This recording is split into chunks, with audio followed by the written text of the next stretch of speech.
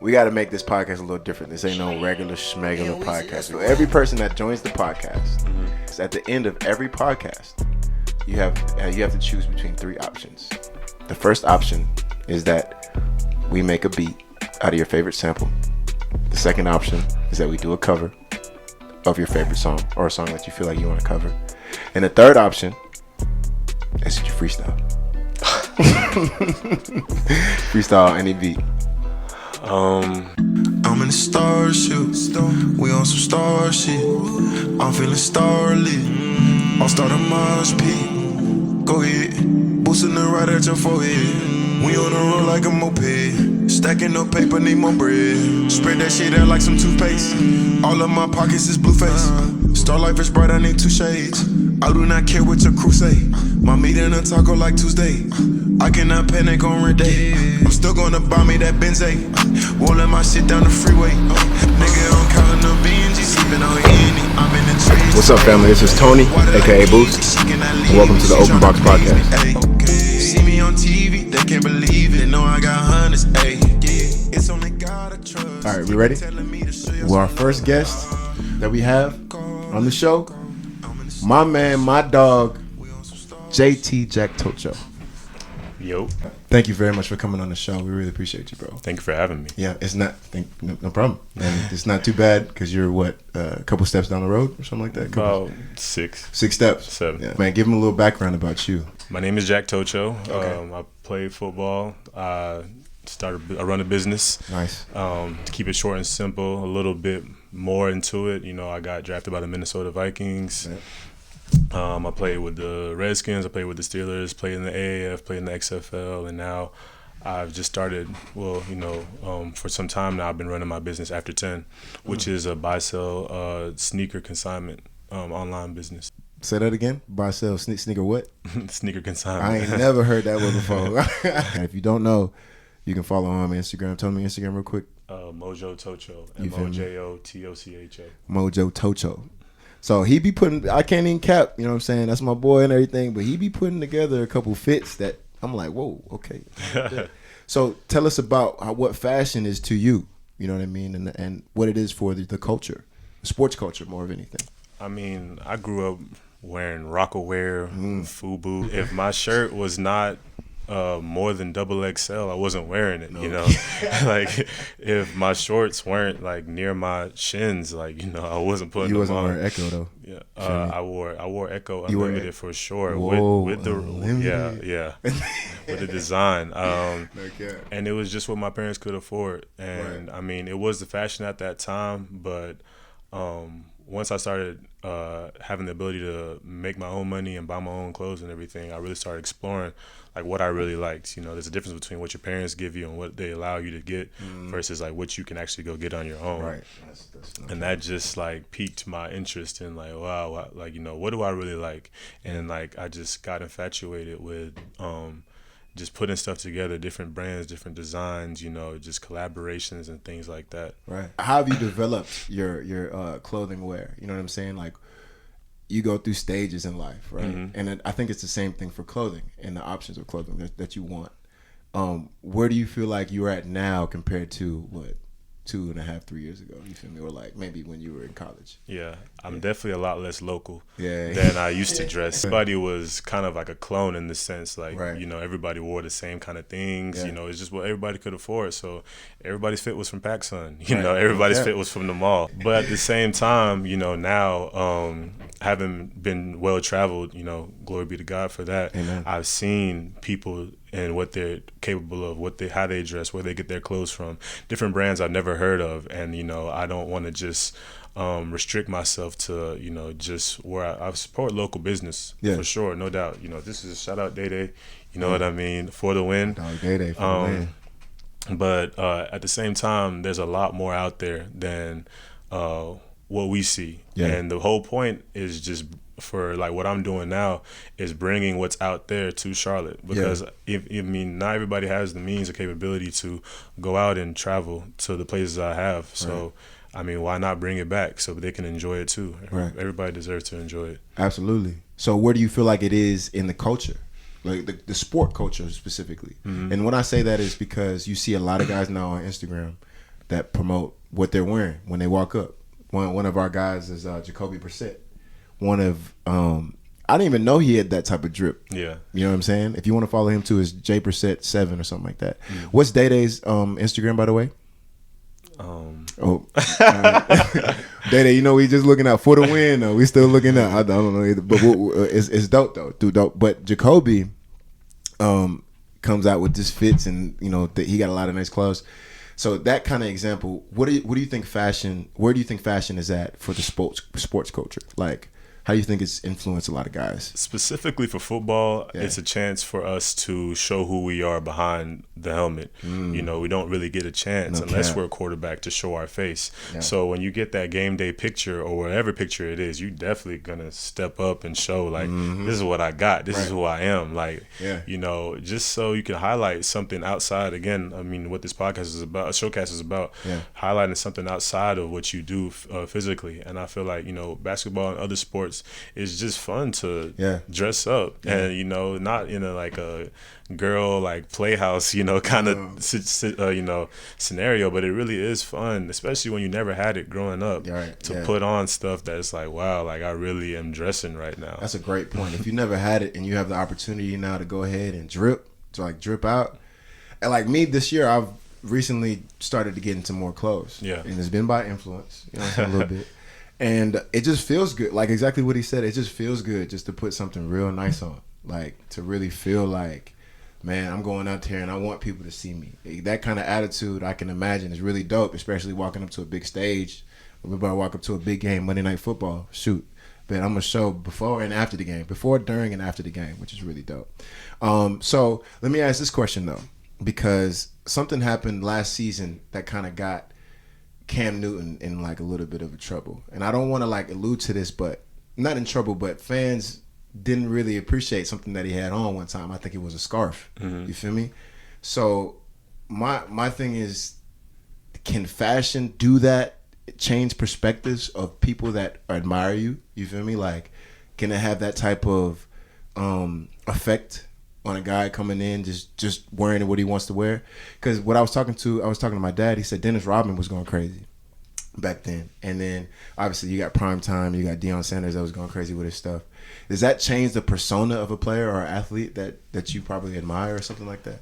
I definitely believe so, depending on their position and their sport. You know, there's certain expectations for how they present themselves and how they dress, but the whole point of us being individuals, you know, in that perspective and showcasing who we are is just the ability to express ourselves and let people know, like, hey, you can't box me in, you can't confine me to this, you know, this certain persona just because, you know, all the other people that you admire that did what I did do such similar things. But why did people go so hard at Cam? You know what I'm saying? Like, I thought the scarf was fire. I thought the fit was fire. You know what I'm saying? But everybody just gave Cam a really hard time for the rest of the season, really. My dad still talks about it. Like, you know what I'm saying? Like, it's kind of crazy. But what do you think? I think anything that's, you know, that people haven't seen before is always going to be controversial. Okay. Yeah. And that's just, you know, you got to take it. Right. You got to know what you're doing, know what you're putting out there, and just live with it. And Cam is more than comfortable with the scarf. Yeah. Shouts out to Cam, too. I don't know him like that, but keep wearing the scarves, brother. It's fine. You know what I'm saying? It's cool. It's cool to see that people can step out of a norm and still be fly. You know, still have a lot of drip, still have a lot of capabilities of being a well-dressed person. It's really cool. What sport do you think has the best drip? You know what I'm saying? Compared to all the other sports. What sport, like, they got the most players that be like, okay, he going crazy? I mean, that's a hard thing to say because football has the most amount of, you know, players and athletes. But I feel like quantity-wise, it's football just because there's so many people that dress. But quality-wise, it's basketball because, you know, they know for sure. And they have a lot more games. So their consistency, like back-to-back. We get a week. We get a week to put our best fit together. That's a lot of time. I can do a lot of damage in a week. But you give me like a day turnover, a 24-hour, 12-hour turnover to put another fit on back-to-back, I can still make it happen. But, you know, it's going to be a harder stretch. That's a way harder stretch. 82 games, bro, there's no way I'm finding a fit for half of them games. I'm wearing the same thing definitely 20 times. I don't care. Probably, and that's what I'm saying. A lot of guys come out the bus in sweatsuits. Mm-hmm. You know what I mean? Like, fashion is not necessarily the main thing that people think about. Sometimes they just want to get to the game, but it's still important, you know, for the culture. Like, I wouldn't know a lot of brand names unless I heard it in rap songs, or unless I heard you. Not even rap songs, hip hop, sports, fashion, and then hip hop music. What's your view on how that all kind of intertwines and connects? I mean, it's just whatever's hot, really, Yeah, what it boils down to. You know, you don't really hear about athletes outside of their season. Like, they'll dress up and everything, but a game day fit is not going to be like a out of season fit, right. You know, as far as publicity, as far as like, you know, interactions on their page and stuff like that. Yep. And, you know, a piece of garment outside of a rap song isn't going to pop as much as it is in it. Right. And in the music video, you know, just that collaboration is about whatever people are going after the most. I feel like that's how it all kind of meshes. Yeah, no cap. So if we're gonna talk about Balmain, I'm looking for Balmain. I rock Balmain, ain't no joke. You know what I'm saying? All right, let's go into a different segue now. Let's talk about your business, right? And how that all kind of intertwines. So give them a little synopsis, give a little background on your business and what you've been doing and everything else like that. You've already did, but another little bit. Yeah, After 10, it's a buy, sell, shoe, sneaker consignment business. And I also do clothes too, but I'm really focused on shoes more than anything. I think that, you know, this is a very desired, area in which, you know, nowadays people love shoes. Yeah. People have always loved shoes, I believe, just from my experience in high school. Like, I was doing similar things of what I'm doing now in high school, you know, going to sneaker cons and sneaker trades and swap meets and stuff like that to, you know, buy, sell, and trade shoes. But now it's like, it's just exploded as far as like everybody wants to know like what's coming out, like where to cop, who to cop from. Everybody wants a plug. Everybody wants to connect. You know, the shoe game is just like skyrocketing. Yeah. What have you learned going into this business? You know, and how has it shaped or reformed your business? What have you done differently to make sure that you, or like, is anything that you didn't expect going into it that you saw? There's nothing per se that I didn't expect, but you touched on it a little bit as far as like what I've done for my business. I feel like anything you're passionate about, everything you desire to do, you have to immerse yourself into what you're doing. You know, as an athlete, I loved watching film. I loved watching football. I still do, but it got to a point where I was trying to emulate some of the guys that, you know, were doing better than me or like had skill sets that I didn't have, which caused me to, you know, want to work on those things and improve. I can't even watch a game now and not critique like, you know, a player or try to see like what defense they're in. But that's just how my passion is towards football and just anything that you desire to do, you have to immerse yourself. You know, it's not just going to, you know, sneaker events and knowing what shoes are out. It's about knowing the business, you know, knowing like, how sneaker stores work, you know, how trades work, just knowing everything there is to know about the business before you start it.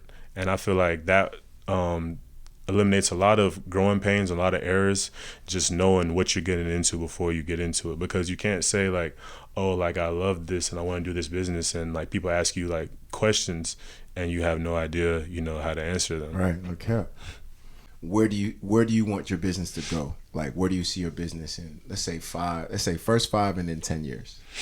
5 years from now, I definitely want to have my own storefront, just for the flexibility in terms of I could do my business online, strictly online, and that's great, but I want to have that interpersonal connection, you know, with the city. The whole point of doing it here in, you know, my hometown is because I want my hometown to experience what I experienced outside of my hometown. So, you know, bringing it here and just having it be here based in Charlotte, and bringing more people outside of Charlotte to Charlotte so they can see like, you know, what our city has to offer.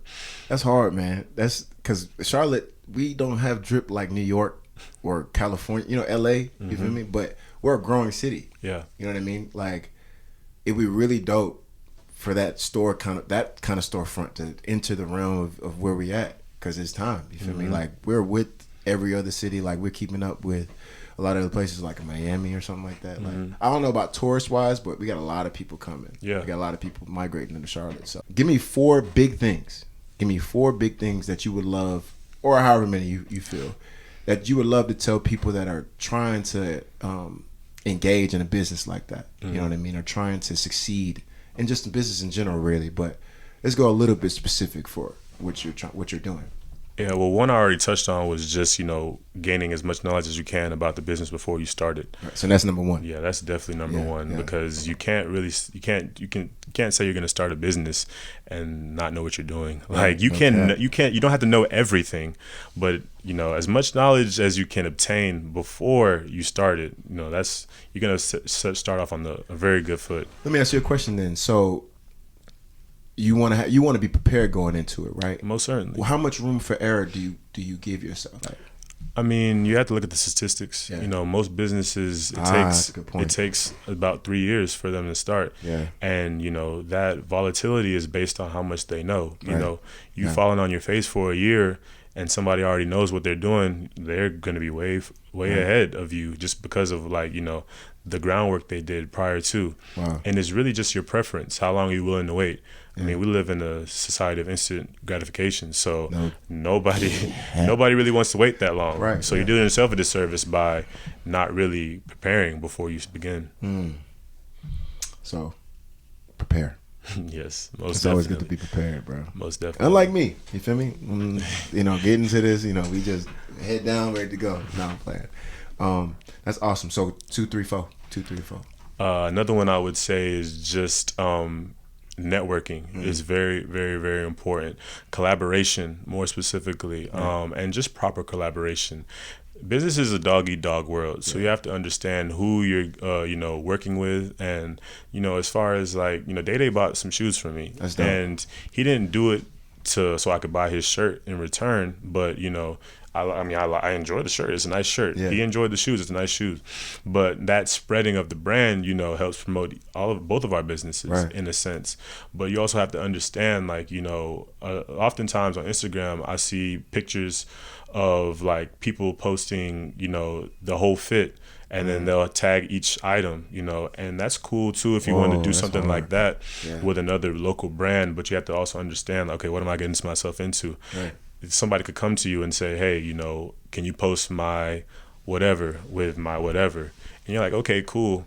But, you do that and they don't reciprocate it. It's like, all right, well, I'm really helping you, but, I'm really doing myself a disservice because I'm splitting my clientele now. Right. They may just be interested in the item that I'm advertising that's yours and not really come back to what I have to offer. Right. But all in all, aside from the negativity, I feel like it's really important to network and collaborate, getting connected with as many people as you can in the business, because you never know. Everybody, there's always people that are way ahead and way below you, no matter where you are on the spectrum. And people look out for each other. I mean, you run into 100 people that are doing the same thing you're doing, at least 15 go and look out in some type of way, even if it's information that you already gathered. Right. They're going to just try to point you in the right direction, plug you in with some people that you might not know, and just help you. So what do you think the problem is with networking? Are people scared, to get their stuff out like that? Or is it fear that you have to overcome? What do you feel? Most definitely. Just like I talked about the intimidation when I stepped into the locker room with the athlete. With, analogies. With the my first NFL team, I had to get over that fear too. Harrison Smith, he's he's one of the best safeties in the league, and he definitely balled out that season. And I was like, well, if I want to even have a chance of being on this team longer than a year, then I need to learn from Harrison Smith. I need to reach out to him and understand what he's doing. It's the same kind of concept. There's plenty of sneaker businesses that are doing a lot better than mine are, and I have to reach out to them and see what they're doing, see how I can learn from them, and just learn those ins and outs. But the preparation was already beginning when I was going to their stores, taking time to travel to those places and just see what they did, how they established their company, where it was when I was where I am now, and how the progress, the process, how it got to where it is now. Got you. All right, bet. So 3 and 4. You got two more for us. Yeah, I think I got one more for sure. All right, bet. Go ahead. I believe that another important detail, just in regards to starting your business, is just having the confidence in yourself, and that really should be number one. Yeah. But just the willingness to commit, because it's never going to be smooth sailing. Right. No matter what you're pursuing, there's going to be doubts from other people, from yourself, and just being willing to commit and just really understand, like, hey, this is what I'm doing, and this is what I'm passionate about, and this is what I want to make happen. Just having that wherewithal to understand that, hey, I'm gonna struggle at times, and I'm gonna be very successful, but no matter what, this is what I love to do. The enjoyment isn't necessarily in what you're doing, but it's like more so of why you love it. It's not so much of like the success that you reap from it, but it's like, hey, like I've always enjoyed this. Like I've always wanted to do this. So yeah, I may not be successful, I may be successful, but the sub goals, that come from pursuing what you're doing, they're accomplished just by you continuing chasing that main goal. Never give up. Words of Nipsey Hussle, you never gave up. And that's one thing. It's hard because you said it takes 3 years to start a business. On average. But and then they fail. You got a lot of percentages that fail in the first 5 years. The 5. But it's interesting to see in the first 5. But it's interesting to see how many people give up at that percentage. You know what I'm saying? Or kind of figure out that's not their passion, or that's not what they want to do. It's just interesting. But man, I think that's great. That's some really good information for anybody trying to go ahead and get started and trying to just do something and have an impact on their passion and their inspirations and stuff. And we're gonna end that section of the podcast, but check me out. We got to make this podcast a little different. This ain't no regular schmegular podcast. Every person that joins the podcast, at the end of every podcast, you have to choose between 3 options. The first option is that we make a beat out of your favorite sample. The second option is that we do a cover of your favorite song, or a song that you feel like you want to cover. And the third option is that you freestyle. Freestyle any beat. I'll do the freestyle. You want to do the freestyle? I'll do the freestyle. All right, bro. You heard it here. Open Box Podcast. Tony, aka Boost, my boy JT. We're about to go crazy on some freestyles. Tune back in 3, 2, 1.